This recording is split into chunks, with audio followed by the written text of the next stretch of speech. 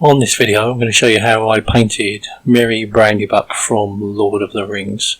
At the moment you can see I've undercoated the figure in just white car primer paint. I've now painted the waistcoat, his inner coat, not a bright yellow but a mid-tone yellow. I then painted his waistcoat in like a mid-tone green just to give it a base. Then I painted his cloak in a mix of dark blue and black. I didn't like black because it was too dark and the blue was too bright, so I did a mix of the two. Then I base painted his trousers in mid brown just to give it a nice dark brown. I didn't want it too dark though because then you wouldn't see any of the detail. Then I painted his sword and the pommel on the sword. The sword is just a silver and the pommel is just a gold. Then I painted his backpack and his straps with a light brown colour. Then I painted his hair with a tan colour because the actor in the film has quite light coloured hair, so I used this as a base, knowing full well that I was going to darken it and then highlight it later. Then I painted the skin. I painted it a light skin tone.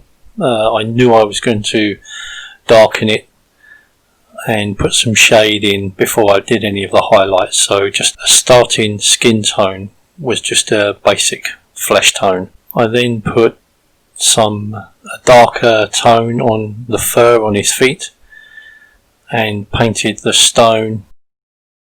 I then washed the skin with a yellowy brown wash. It looks quite dark at the moment but it does get lightened up later.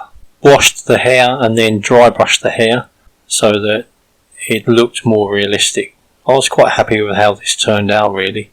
Then I highlighted his cape with a lighter grey colour just to show off the fine details of the cape.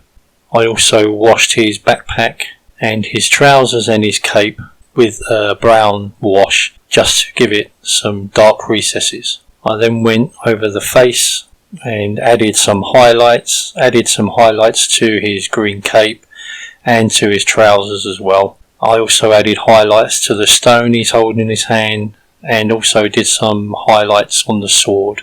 I then decided to put him on an unusual base.